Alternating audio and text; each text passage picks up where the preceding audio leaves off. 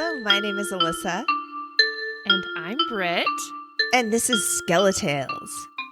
This is the podcast that asks the age-old question of, is my dead grandma watching me? So, Britt, you know when your phone would ring once and you go to answer it and no one's there? No one's there? And no one's there. Ooh, haunted phone. It's your grandma. Yeah! She's just calling to say, I love you. But now, like, she's all pissed off because now you've blocked her. You've marked her as spam. She can't get through. She's really Technology's too good now. So, like, you get the call, and if I don't recognize the number, I just say assist. And it's like, this is Google Assistant. Who may I ask is calling? And that way I can filter out the people I don't like. Wait, the Google answers the phone for you? Yeah. Does it ever say, it's me, Grandma, Britt? Pick up, but she can't. Oh, there was that one time. Google Assist is like negative. You're dead. Spam. Spam. I finally got through. I've been trying to reach you for years. I've reached you. Deleted. Oh, we tell stories here. It's Skeletales. We tell some stories of spooky ghosts, grandmas, dead things, wendigos, happy things, ghost stories, coincidences, mysteries, cryptids. Yeah, just the overall paranormal. I think that's a pretty good blanket. Anything strange and unusual, mind-bending. Britt told a story about a stalker last week. True. Spooky, not paranormal at all. No. But spooky. If we can say the word penis, we're happy. No, don't send us any of those stories. Don't, please. Did I say penis? I did. I don't know. That was our Drunkisode. Yeah. I don't know if you guys have listened to that one. Woo! It got messy. Yeah. Especially near the end. I actually have to tell you, this is the first glass of alcohol I've had since our Drunkisode. Because normally at night I'll have like a glass of wine, but this whole week I've been like, gonna pass. I gotta say, I actually felt quite well the next day. I did not have a hangover. If anything, I was a little tired because I stayed up late, all like excited and buzzed, but I was not. I wasn't that hungover. It's the Irish in you, girl. I guess so, man. That's like dangerous. Usually I do. But I only drank tequila. So that was it. I only drank tequila. The mixing of champagne and tequila was my downfall for sure. When you said champagne, I was like, ugh.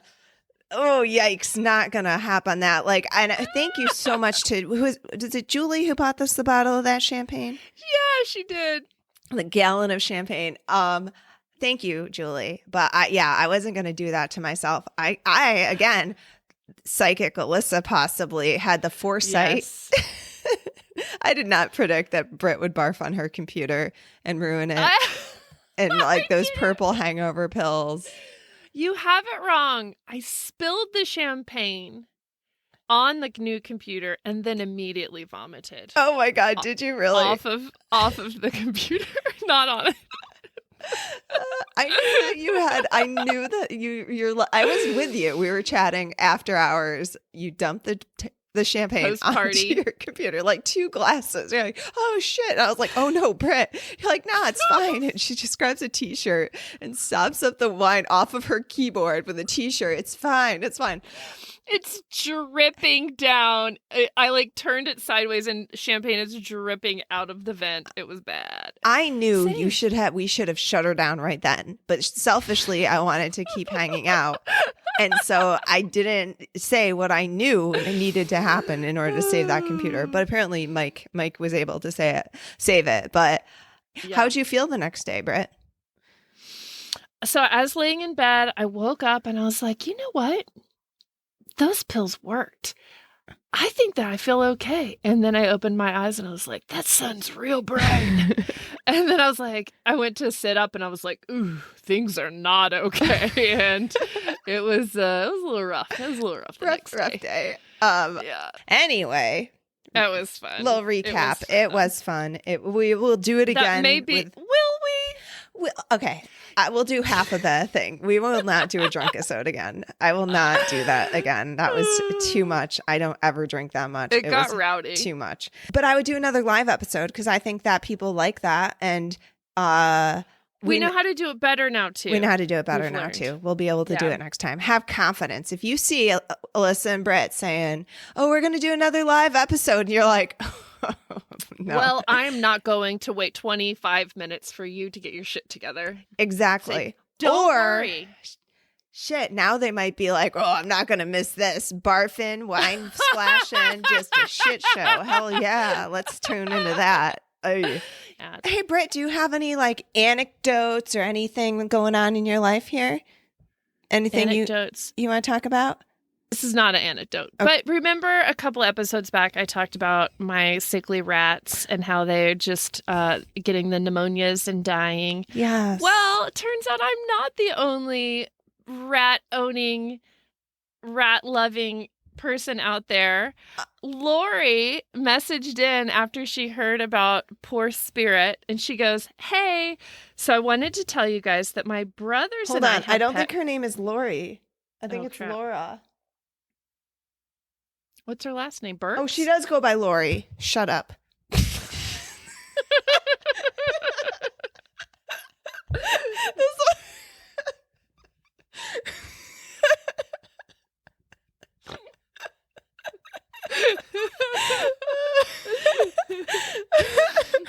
Go on. Lori says, hey. So I wanted to tell you guys, my brothers and I had pet rats when we were kids. They died quite often. That actually makes me feel better. But never of pneumonia. It was always tumors. We took our rats to surgery, had tumors removed, but in the end, the tumors always got them. We were 3 kids, and I think we cycled through 5 rats in a few years. Anyway, just wanted to reassure Britt. It does make me feel better that my rats are dying, and it's not an unnormal thing, because I do kind of blame myself. But Aww. Tumors, pneumonias, they're just not supposed to live a long life, I think. Yeah, how long do rats live in the wild? Probably like a day or 2. And you're like expanding it to like years. So well done. Oh, yes. Thank you. Thanks, Lori. That does make me feel better. Also, I love that there's other rat owners out there like me. Alissa, do you have any stories for us tonight? Oh, I do have some stories for you tonight. So last week I teased at a Rochester story. No one wanted to hear it, but guess what? Shoving it down your throat this week, everybody. Ha! Yeah. No choice. It's fun when you have a say in what we read. That's interesting, I found.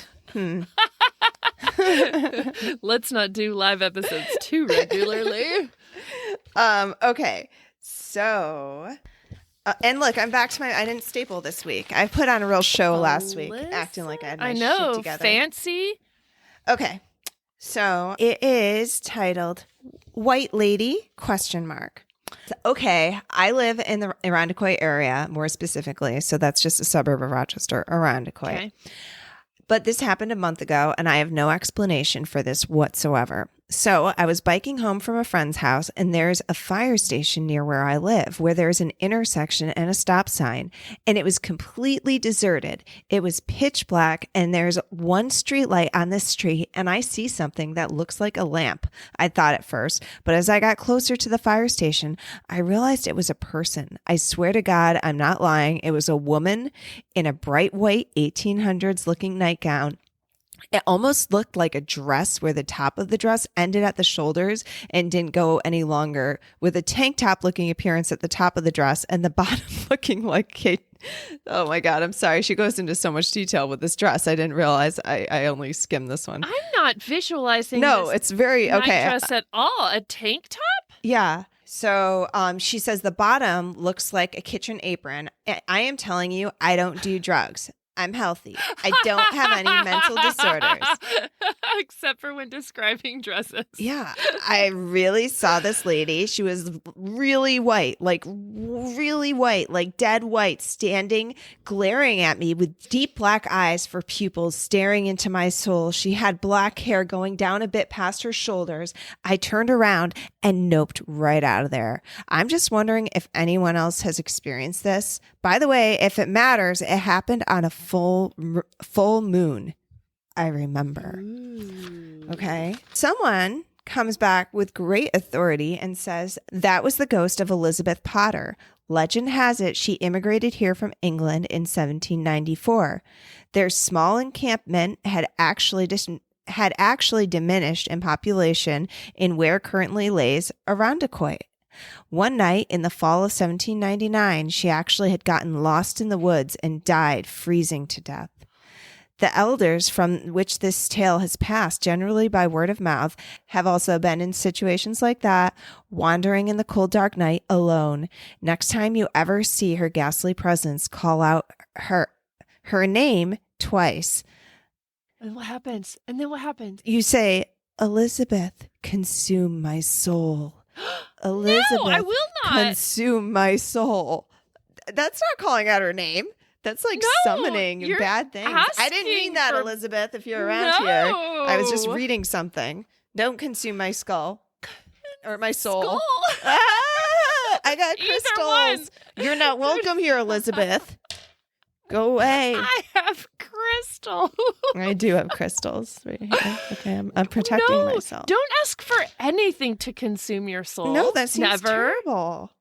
That little phrase will effectively allow you to understand what she felt when she froze in that cold, harsh night in the fall of 1799. I don't want to feel that. No, but I don't. I do sympathize for her. And then they end with P.S. Drugs are bad. Thank you. I have to have a chuckle. That on a Rochester board there with the title White Lady. But you're like, let me get on this one. I need to read what this is about. And it didn't disappoint. That's really funny. It's it's so funny how like you're shaped by, I mean, because I know that Rochester, the White Lady, the Lady in White, it was like a movie. It is a famous haunting in the Rochester area. I'd actually never heard that it was Elizabeth Potter. My middle school was on Potter Place. So I know the name, but famous. I had heard it was other people. Like, I don't know. There's many legends and versions of it, but the Lady in White was also a motion picture like back in the 80s or something. And so that's the story of the Lady in White from Irondequoit, told by a person who is definitely not on drugs. Definitely not. No. Drugs are bad. So this story, actually, I should rewind. When we first started the podcast, my niece, Ashleigh, who is 19, I believe, she called me up and she was like, hey, I've got a story for you. And I was like, yes, I love it. Family participating. I love it. So she tells me a very in detail, amazing story about this haunted house that my family, my brother Doug and his kids, they lived in Utah. I will get to that story another day. Oh, Britt, come on, killing me. But there was one thing that she had mentioned. So there were several incidences that happened in this haunted house. But there was one thing that kind of stuck with me. And she said that when she was in 2nd or 3rd grade, that she would sleep with her bedroom door open at night. And every single night, out in the hallway, she would see the shadowy figure of a man with red glowing eyes wearing a fedora. Oh, what? And when she first told me that, I was like, oh, I mean, you're like 2nd, 3rd grade. Like your imagination is like far and wild. Yeah. I'm thinking you're seeing shadows in the hallway. I'm picturing Inspector Gadget with red glowing eyes. Did you ever watch that show? I'm So when she saw it, though, she would get this like dark, eerie feeling. So Inspector Gadget to me is going, yeah, he is like, really doofy. And so okay. to this, I'm imagining a more stoic, tall, dark man, glowing red eyes, staring sinister. at her. She would say sinister, more sinister than that. And it would terrify the living daylights out of her. And it was every single night, she said. She would be laying in bed and look in the hallway, and this figure would be there. She said that her sister, my niece Sunshine, also a few times saw this same figure in the hallway, glowing red eyes. But Sunshine didn't see it as much as Ashleigh. She just saw it. Ashleigh said Sunshine's a better sleeper than she is. And so she wouldn't wake up. Did Ashleigh tell Sunshine what she was seeing before it happened? I think that Ashleigh went to tell Sunshine about it, and Sunshine was like, I saw that dude too. Okay, and yeah, so one of those. Were just like, whoa. Yes, okay. So, she tells me that part of the story and then more stories. And one day I'm going through some articles, and we've started the podcast, so I'm trying to read all of the spooky things I can get my hands on. And all of a sudden I come across this article, and it's called Hatman, Myth or Lore. So apparently there is a thing called a Hatman, and it's considered a shadow people, a category of shadow people that's out there. And it's a strange phenomenon that has been witnessed by thousands of people all over the world. I hate this. Already, it makes me want to cry. Like, I hate all these. I don't like urban legend lore things. I don't know why they creep me out so good. But okay, go ahead. I want to hear it. But I also am I'm just going to read this article that I read. I'm just going to read it. And this, I told you guys the title. I forgot to get the website, but here it is. A number of religions, legends, and belief systems describe what are known as shades, shadowy spiritual beings, or supernatural entities. There isn't consensus on whether these figures are good, bad, or something else entirely.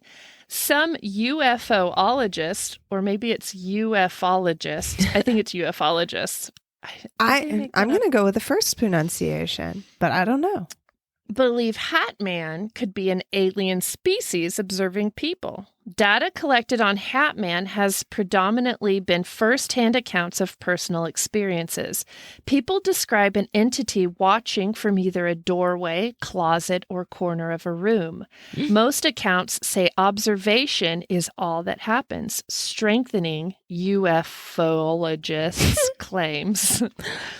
Now, the physical accounts of Hatman are that he appears with male-defined characteristics. Hatman is completely dark entity, most similar to what people could more easily identify as a shadow person. Hatman wears a fedora or some type of long-brimmed hat. Hatman appears to be wearing some type of coat, often described as a trench coat. Some accounts say he has red eyes. However, most people say, much like his clothing, his face is obscured and they can make out a general outline of where he's located. Witnesses describe that he's about 6 foot tall. I read that and I was like, holy shit! Little tiny child Ashleigh was like onto something. My mind is blown. I've never heard of Hatman. This is not like, I saw the Bigfoot. Like everyone knows about Bigfoot. I've never ever heard of Hatman. If you had me describe Hatman, I would not come up with that description that matched perfectly the freaking fedora and red eyes. Yes, like to a freaking T. And so this is Utah. Yes, I think that's where that shit would happen. I don't know why, because it's adjacent to Nevada. Just wait. This shit happens all over the world. Today, I realized today that I wanted to talk about this. And so I found another article called All Shadow People Are Terrifying, but the Phantom Hatman may be one of the worst of all. Oh, I was going to say he changed my tune. Like the fact that it might be an alien species observing. I was like, oh, okay. sure. Nobody knows. Nobody knows. And then I'll get into it a little later, but some people, because it does happen during the day and night, but predominantly at night, some people are thinking, oh, well, it's sleep paralysis. But then some people are lucid and some people are dreaming when he comes. It is really quite crazy. So in this article, they say, people can usually feel when they're being watched, and a gaze from the Hatman is no exception. Many have noted a very dark energy emitted from him and said they immediately knew he was extremely evil and very likely wanted to kill them. Some get the feeling that the Hatman is enjoying their fear and actually feeding off of it. It's possible, however, that since people who witness Hatman are usually already in a fearful, angry, or emotionally charged state, that they associate Hatman with their negative feelings. Because he appears in so many different situations and occasionally to several people in the same family, sunshine, there isn't really a clear explanation if he's truly evil and why he appears to so many people. So tonight, I'm talking about Hatman. Na. Hatman. No, that was very unenthusiastic, Alissa. Do better. No. Hatman. There we go. Yeah. Sorry. I felt self-conscious. The delay sometimes makes me self-conscious. I don't know if that happens with you too. Because like I'm not responding or you're not responding. And then I'm like, oh, I just said something stupid. And then I'm just frozen. Yeah, exactly. If Hatman were evil, wouldn't he have done something evil by now? Not just stare, or just he knows he's gaining joy because he knows just his mere presence is freaking them out. That he is like, watch this. I almost think that it's the witness's interpretation. It is so Alissa, I opened Pandora's freaking box on this one. So a search started with the article. Cool. I read that article, sent that one to Ashleigh. And then I read another and another. And then it clicked. And then I was like, I wonder if Reddit has. There's an entire subreddit of Hatman. And there are 1.6 thousand followers on the Hatman thread. And each one is Hatman experience, Hatman. So many witnesses. Okay, I have a question though. Yeah. When did this start? When was the first reported sighting of Hatman? So it's hard to say because I think initially it was diagnosed as part of your sleep paralysis, because that's one of the things with sleep paralysis, the shadow people, the shadowy figure that appears. That's a pretty normal standard sleep paralysis stuff. Yeah. But what's happening though is the specificity. Yep. You got it. Specificity of this particular shadow person, how they're wearing the hat, how their eyes and not all eyes glow, and then they're to the detail of like, sometimes he has a briefcase, sometimes not. Sometimes he looks at his pocket watch. Thousands of people see him with a pocket watch. Sometimes he doesn't have it. But like basically the like 5 things of what Hatman has, the hat and the eyes and the coat and the briefcase or not. It's wild. Wait, a pocket watch? Did you mention that in the original description? Well, Ashleigh didn't see him with a pocket watch. That's but there creepy. Are several people where he checks his pocket watch. Oh, okay. So I'm gonna tell you one more story. I've got all these Hatman stories, like it's not your time yet. Or like what? Ooh, that's a creepy. That's pretty damn creepy. The reason though I asked though, before you get into all this, and maybe I should wait till after, whatever. That like the Slender Man is like a newer urban legend where like you can kind of see that there's like a date that it started, and I only know of that because of the kids, but I have heard of Slenderman before. But you're saying that, your niece is 19 or so, and she was a child when this happened. So this is at least like 13 years ago or something. Let's guess if she was 6 or so. because I've never heard of this, but this has been something going on for years and years and years. Yeah. I think that's really interesting. Sleep paralysis. I only felt a presence. I definitely did not see a man with a hat and glowing eyes. It was just definitely more of just a figure and a presence of some sort. But yeah. Okay. So tell me your stories. So, okay, this one comes from Melissa. I saw the Hatman back in February of 2020. I was sick at the time. My dogs were in bed sleeping with me. My dog Buster woke me up. Buster was on top of my chest, barking like an intruder was in the room. When I woke up to this, the other dogs were barking by my feet at it. And that's when I saw the shadow figure with a hat. I was so scared. The Hatman was trying to touch me, and my dogs would not let him. I strongly felt that if he had touched me, I would have died. I mentally told him I was not ready to die. I then reached up to turn on the light in my room, and I could no longer see him. If the Hatman is not real, how did my dog see him and alert me that something was present? It all sounds so crazy. I will admit, if somebody told me this story, I probably would think they're not right in the head, but I feel very different about my experience. It's made me a believer. I sleep every night with the light on now. Not that the light will keep it away. I don't let my dogs leave my side. When I think about that moment, and I relive it, and it scares me all over again. Feels like a scary movie, but you're in it and it's really happening. I pray he never visits me again. I don't want to go to where he wants to take me because I know it's not good. It can't be. My dogs like everyone, and they did not like the Hatman. So my only conclusion is that he cannot be from a good place. Well, he sounds like a little bit like the Grim Reaper or something. But you'll see. So I have more stories. It's like he shows up, and sometimes it's good, and sometimes it's bad. Okay. I like the Grim Reaper updated his look from the cloak. He's like, you know what? I'm gonna go. You know what? I like this. A hat. It's like that random. They're at the Goodwill, and you're like, you know what?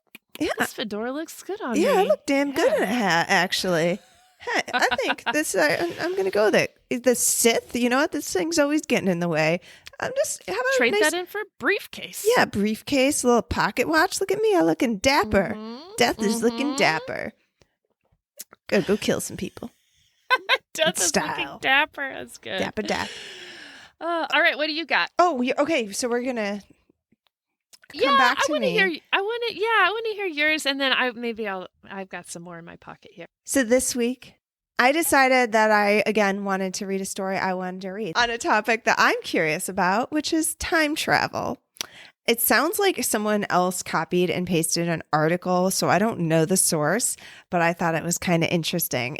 A lawyer has told how as a child he was part of a USA government time travel program at the height of the Cold War and was sent back in time to Abraham Lincoln's Gettysburg Address.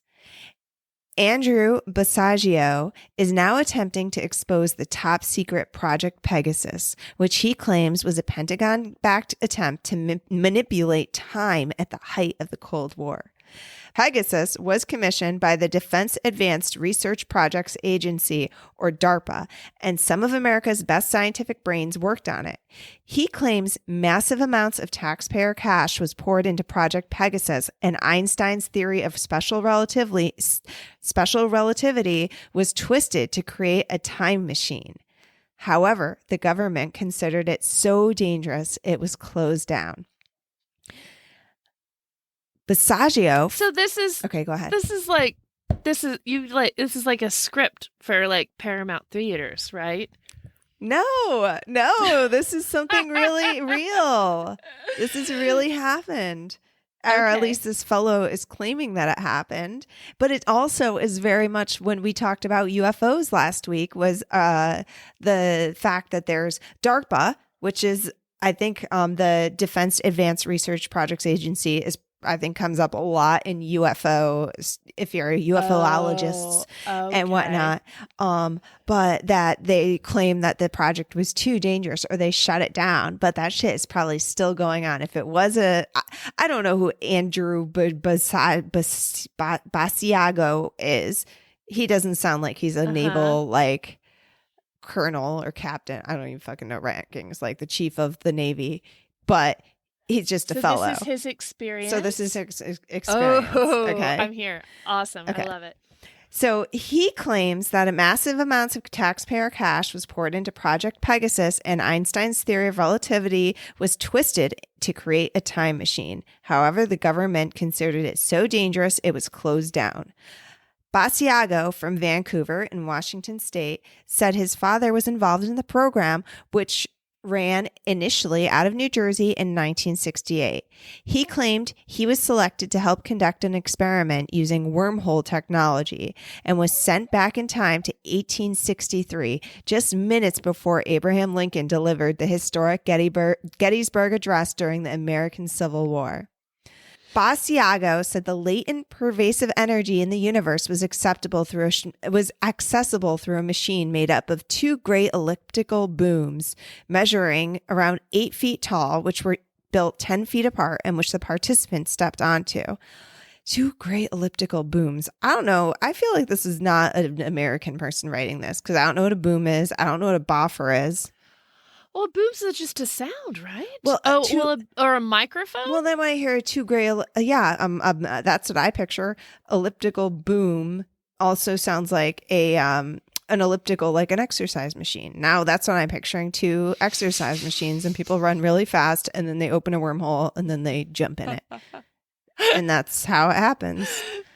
I like that visual. Okay, that's the visual I have, so I hope you're all sharing that now. All right, He claims his time jump took place in spring 1972 at a time lab in East Hanover, New Jersey, under the direction of Dr. Sterling Colgate. Dr. Colgate, who died in 2013. The doctor was closely involved in the development of the U.S. hydrogen bomb, and much of his work remains classified to this day. He was serving as the president of the New Mexico School of Science and Technology and had developed a methodology called plasma confinement. Plasma confinement. Plasma kinetic. Where the time traveler stands in a clear lucite chamber and walks into a cloud of plasma and is essentially wormholed. Whoa. Like, wait, what the fuck is plasma though? Like that shit that came out of that girl's face in that one show that we watched. Fuck. What is that called though? The one show we watched, the story I told. Wait, no, the Life After Death. The Fat Finger? Oh, that was a good story. But no, I'm talking about the one on Netflix, the Life After Death or whatever, and the medium who's like protoplasma comes out of my face. When it comes out of my vagina. Oh, it comes out all of the orifices. But you can't see it. Yeah, nobody look though. It's happening. It's happening over here. But nobody look. No one can see it happen. Okay. Trust me though. It's totally happening. Oh, here it comes. Oh Lord. Okay, so that's now what I'm picturing. I don't even know. I've lost it. That's been described as like a cheesecloth. So they get into this clear tube, or what's been described as a cheesecloth? Did I read those words? The protoplasma? Protoplasma, yeah, it's been described as like a cheesecloth. What? And then when they debunked all these, they were like, "Oh, turns out it is a cheesecloth." Oh, yeah. Okay. Well, because that's not at all what I would expect plasma to be like, the texture, consistency, nothing of it. I thought, I'm picturing more like when you mix whipped cream and pudding together. Oh, really? Or like a slime, like a thick slime. Okay. I think. That's what I'm picturing. When before you said protoplasma and started talking about the lady, I was envisioning sort of like this air that looked liquidy, and that's how I was envisioning him going into the wormhole, like a liquidy air. I feel like it's a really messy process. Like there's a lot of mess, and that's where I had my mental, real goopy. Yeah, real goopy. Where my block was also with the medium. Be like, no, you'd be like way more slimy by the end of this if you're just like protoplasma. I love the idea that this fella is super goopy, slimy, like he's coming out of a wormhole vagina. Yeah, and he's pooped out in 1856. You gotta lube him up, covered in slime, And I'm fine. I'm not from the future. No, not Everything's fine. This is like, was that so abnormal back then? Maybe not. They're into weird shit. True. He's like, I just birthed a cow over here. That's it. I'm just been on the farm, birthing cows. Nothing to see here, folks. Ignore my slime. Ew. But no, that makes sense. You got to lube yourself up for the wormhole. You get on that elliptical. You're all sweaty. Jump in the plasma. Shove yourself down that wormhole. So much work. Okay, here's my main question, and this is what I always have in the movies too. How the fuck is he getting back? They don't have plasma tubes in the 1800s. Well, Britt, I don't think this story is going to answer that question for you either. Fuck. All right. Okay, so he essentially wormholed in the cloud of plasma. We'll ignore the word cloud in that descriptor. Okay. By this method, he claims to have flung back in time to 1863 and even says he has photographic evidence.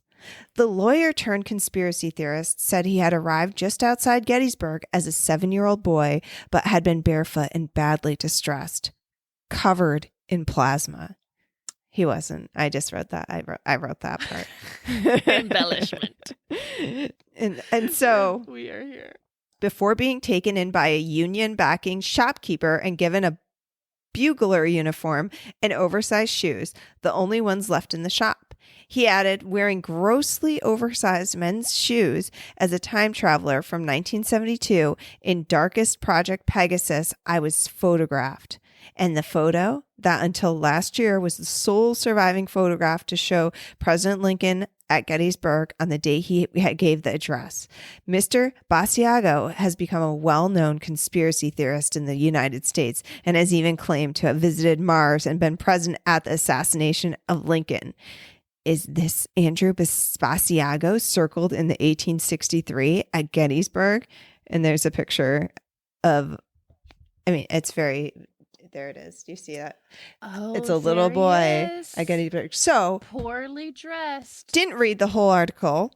Conspiracy theorist sounds completely legit. I mean, the fact that what did he say? Been to another planet? Yeah, sure. He's visited Mars. Doable. Seems legit. The DARPA, sure. Shit's happened with DARPA over there. And then it also says, P.S. Don't do drugs. That's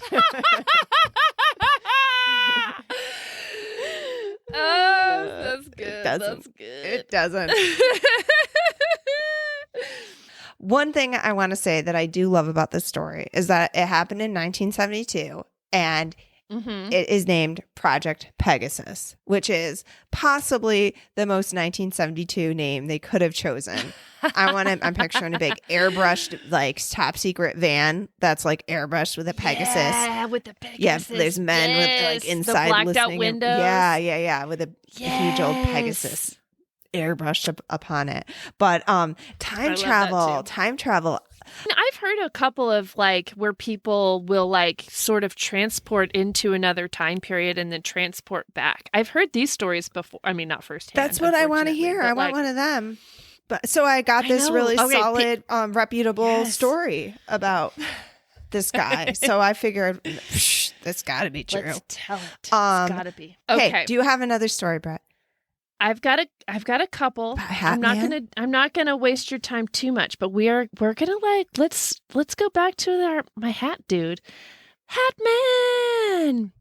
Okay, this story comes from Nico. When I was around 6 years old, my mother was an at-home caregiver for this elderly man in his 90s. She used to take me with her to his house for her overnight shifts, and I remember waking up in the middle of the night, probably around 2 or 3 a.m., and walking towards the kitchen to get a glass of water. The only light in the house was the one above the stove, but as I walked into the kitchen, I saw this shadow figure with bright red eyes that looked like he was wearing an outfit from the Prohibition era with a top hat and a briefcase. Once we both acknowledged each other, I just remember him winking at me, tilting his head down while holding his hat slowly and walking through the wall. I didn't think much of it for the rest of the night until the next few days, to the point that I didn't like being in that house after dark. I totally had forgotten about the whole incident, but remembered while in high school. The man who the mother was taking care of had died shortly after. And so, yeah. That's another one where it wasn't necessarily an evil, sinister thing, but it freaked her out enough that she's like, I don't want to be alone anymore. Like, is he taking measurements? It seems like he was just doing something. And he's like, oh, tip of the hat, going about my business. Gotta be going through the wall. Ooh, I kind of love this idea of like an alien observer. I think that's an interesting theory. I mean, not that he like looks like... Or maybe he is. He does. And I was going to say, not that he matches the description of an alien, but he does match the description of an alien trying to be human. I'm going to wear this this trench coat and a hat. What do these humans wear? Oh, I've got a hat. I know. It's almost like this costume. Yeah. All right. I'm going to read another one. Oh, it's hard to decide because I have some, but I know we're running short on time. So here we go. What? Okay. This is Crystal.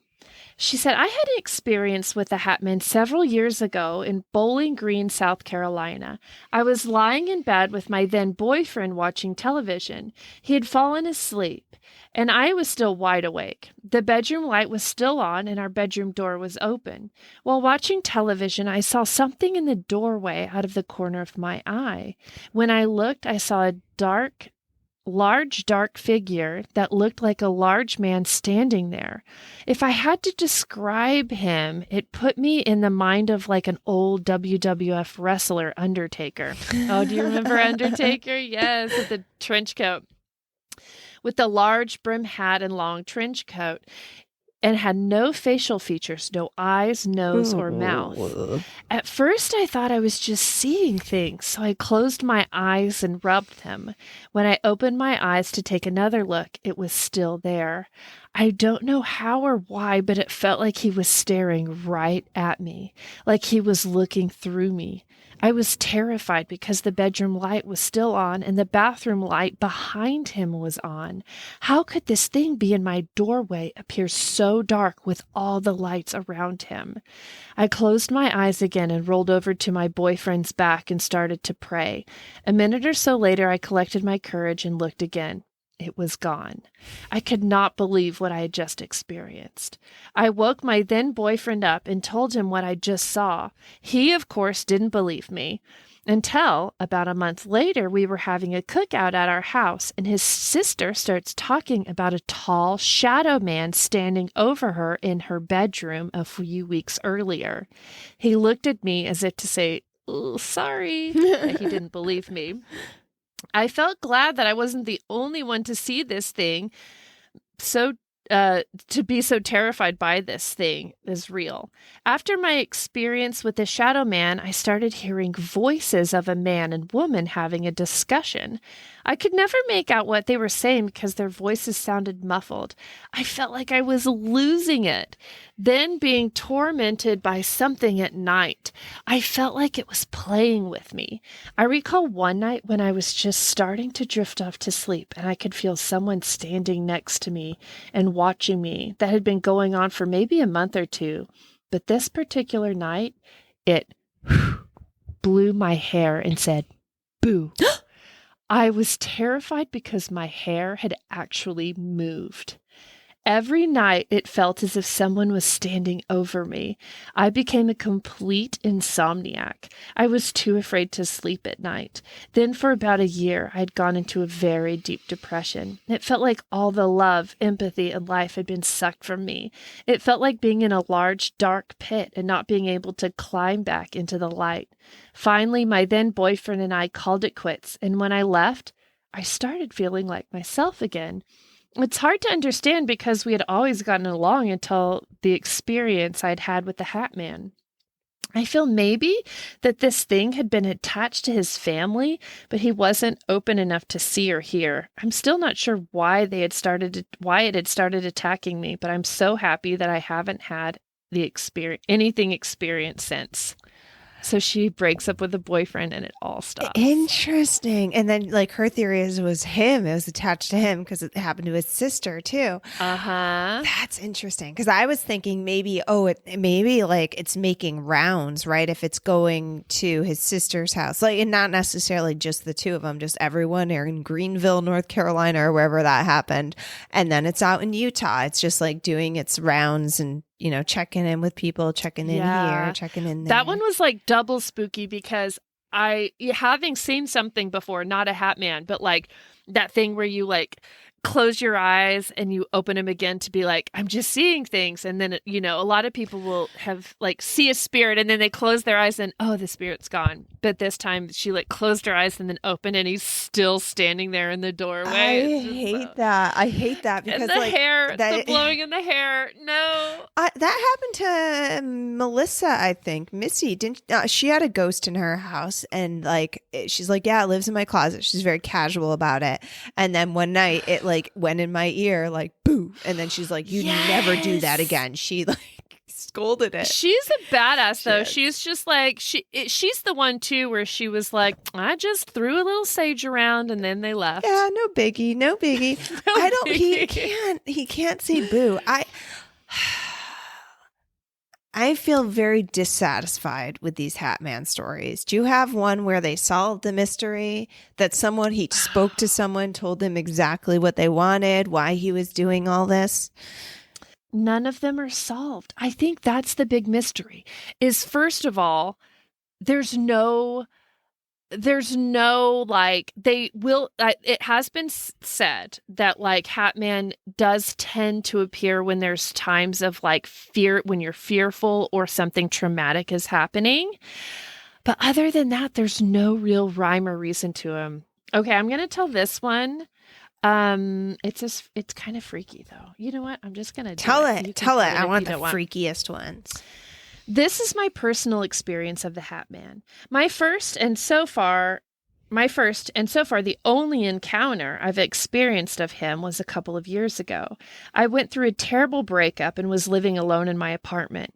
My experience happened a couple of weeks before moving back into my parents so I could go back to school. I came home late from work one night and it was about 11 a.m.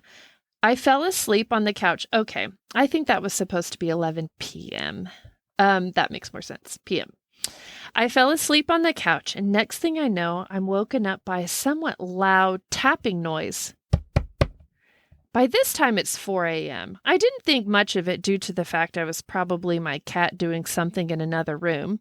I got it from the couch and moved to my bed. I went back to sleep for maybe 30 minutes till I woke up to the same tapping noise. I opened my eyes and looked around the room, and I saw this man standing in the doorway just staring at me. I couldn't even move an inch. I was terrified. I thought someone just broke into my apartment. This man was wearing a trench coat and wearing a hat. He was all black. You could not see through him. He got closer to me and came right up to my face, and it felt like he was holding me down. No. As I stared at him, all I saw was pure blackness. No eyes, no nose, just nothing to his face besides all black. He spoke to me. He spoke, I'm watching you. No. And will always watch you. I felt my heart drop, and he disappeared after saying that, and the pressure from him holding me down that I felt from him had disappeared. I immediately got up and turned on all the lights in my apartment and looked everywhere to make sure that no one was in my apartment. I was unable to sleep in my apartment for the remaining weeks I had. I stayed up every night and got very little sleep till I moved out. Till this day, when I think about this encounter, I can't stop thinking about the words he spoke to me in the deep tone that he'd spoken. I'm watching you. I'll always watch you. Ah, that's freaky. That one definitely sounds like a sleep paralysis thing. But paralysis. That one sounds more. But yeah. I also feel like maybe people are getting a better glimpse because oftentimes it is just a presence. It's like a figure or something. But they're getting a much more clear like glimpse at what that entity is, because many times people can't really describe what it is, right? Oh, I don't like it though. It gives me goosebumps. Oh, and why why is he always wearing a hat and a coat? Well, and then, okay, because you brought in, you like just hinted at the UFO thing, the alien thing at the beginning there. That really distracted me. And a lot of people's theories are that because I told that story because in that particular case, she was held down. But in a lot of these, Hatman doesn't ever touch the person. Always watching, always just watching and watching. And so people are like, oh, well, it's a alien species, or it's not just one, it's many. It's like, and this is how they're I don't know. They're watching you and how you're acting. So I think when you mentioned if it's the alien species, and I said about Tom DeLonge, the Blink-182 dude who's like super into UFOs, and he's like, people can't handle what they're here for, what the aliens want, what they're here for. And then I'm like, that's what I keep thinking about. Like, oh, it's that they're like actually always here and they're watching us and we can only see them like in this in-between state or something like that. Like something that we just like no one would believe or fathom, but really, or we are just their experiment. And when we go to sleep, they're a little more able to interact with, I don't know, something along those lines that would not either. It's so unexplainable to me. But I'm telling you, I went through probably 80 stories to gather just these handful of the ones that I was like, ooh, hat, red eyes, the little keywords. So many stories, hundreds of stories out there, just like, I've never heard of it before. Again and again and again. And what's so funny is when Ashleigh told me this story, I was like, oh, your sweet little imaginative childlike state. Turns out she described this freaking thing to a T. And if it's in families, though, that's interesting too. Why would that be? Yes, unless they are assigned to families or something. Like, if they're... Is it a ghostly thing? Is it a UFO thing? Is it like an interdimensional, like... It's so wackadoo. It is. I'm fascinated. I'll be Googling this afterwards. I was going to say that supposedly there's this picture that was taken back in the 1960s or something, and it's a little girl, and there was nobody behind her or whatever in the picture. But then when the picture was being taken, but when it was developed, there's like this spaceman behind her, and no one could explain it. I forget exactly, what happened. So no one could explain it. But then the tale goes that shortly thereafter, two men in black showed up asking questions, and they went by the numbers like 12 and 14. They only went by numbers. They took the pictures, and then they never explained who they were and disappeared, and they took the picture with them or something like that. I believe that picture was what inspired that story, was what inspired the movies Men in Black. But I wonder if that's what they're seeing is the Men in Black. Interesting. And they're just doing their job. Maybe there's something else that's going on there that they have to be there for and taking care of business, and they keep getting seen, or they're protecting that person. And then maybe the evil entity they're feeling is actually whatever they're protecting them from. Well, and like I said earlier, though, a lot of these instances, the black man or the black man. Oh, Lordy. We got the white lady and the black man today. Those are our stories. Oh, Lord. Shadow Man. Hatman. He comes to these people when they are having either going through traumatic experiences, or if they're in a fearful state, like a young kid feeling afraid of the dark, or, a lot of it's like these, that it does tend to be the trigger for him, which doesn't coincide with Alien Man. Is this a fear-driven thing? And if so, why is it always the hat guy? Yeah, just like it's a dark entity, like a dark force that's sucking, that like just looking for the opening. And I don't know, good and evil. Like it seems like, but possibly could be an evil side, like a devil or I don't know. Demon. And a lot of the stories, the people were like, well, and then the I told the one about the red-eyed shadow man who tips his hat off and goes off into the wall, where it's like he wasn't necessarily like lurking saying, I'm always watching you. You know, he was just like almost passing through. Like, is it just a spirit?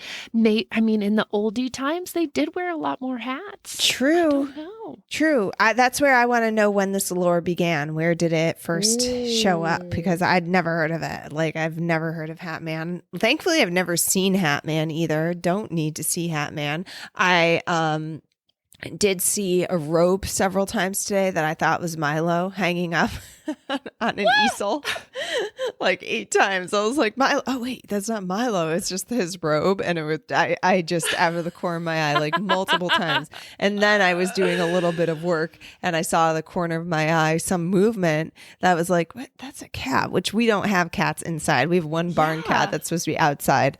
And there's a freaking cat in the house because a kid left a door open. What was the movement? Was it No, it was the cat. It was the cat. And then she saw me and she's like, inside. Oh shit. And she turned around and got out of there. She like knew. I thought you just had your first ghostly experience. I did see something in the mirror in the corner the other day, like a little movement that I couldn't replicate by walking by. Like it's a kind of corner. There's a window, then there's a mirror, and then it would have been like a reflective.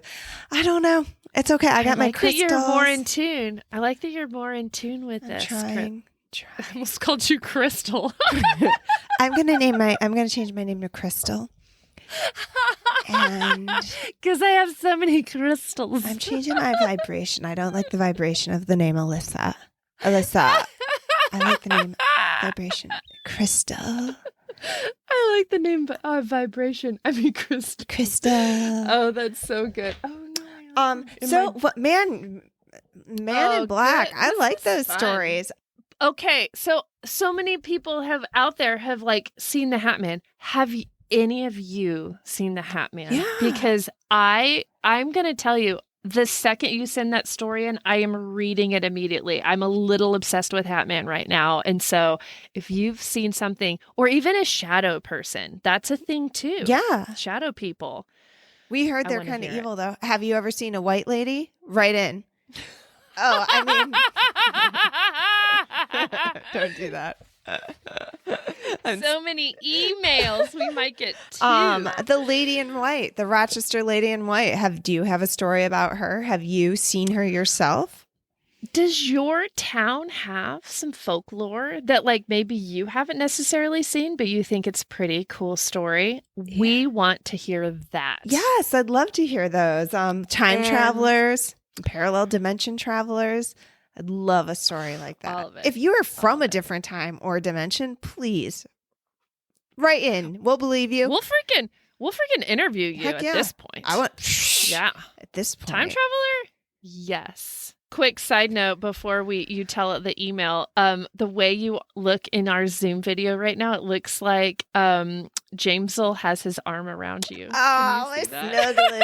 He's my... Jamesel, her skeleton, is lounging on her couch, and it looks like he has his arm around her. Assuming it's a he. Jamesel. Yeah, Jamesel's a he, obviously. If you have a story to tell, you have many ways to get a hold of us. We're on all the socials, but you can also email us at skeletalspodcast@gmail.com. You can call us the old school fashions, 302-689-DEAD, 302-689-3323. If you let it only ring once, I'm going to be convinced it's my grandma. Yes. So if it's... But then you actually have to call back and and then leave your story, please. Yeah. Oh, yeah, do that. Don't prank call us. I mean, you can too. Okay, so what else do we have going on? We've got okay. We are on the socials. Yes, we are. We are on Instagram. We're Skeletales Podcast on Instagram. We're Skeletales Pod over on the Twitters. We are on Facebook. We've got our beautiful Facebook community. Yeah. We have a TikTok. Skeletales. I swear, we're running. I think I posted a couple things on the TikToks. I have to apologize a little. I made fun of the Tiki-Takis at the very beginning before I downloaded the app. I am a little obsessed. It's pretty fun. I get on that thing and I'm just like, more. There is some great content. Nope. Yes. Great contact. Nope. Why can't I say it? What am I trying to say? That seems very Freudian. Content. It's not like content. It's contact? Am I saying like they're my friends? You need human contact. I guess so. I guess. And I can't stop saying it. That really freaked me out. Rate us, review us. We need a review. I'm ready to give somebody a whole package of goodies if you go and write a freaking review for us. Yeah. Because I love that shit. Give us the thumbs up. Give us a share. Give us a like. Please do all the things. Truly helps. We have a merch shop, Britt. Do you know that? We do. Yeah. You can find our merch shop either on our website, skeletalespodcast.com, or we're on Etsy. That is our thing. And then just search Skeletales Podcast. Is that all? That's all? I think that's all, folks. Hey, Alissa. Yeah. Hey, what, Britt? What's up? Haunt y'all later. Hunt you later. Good night.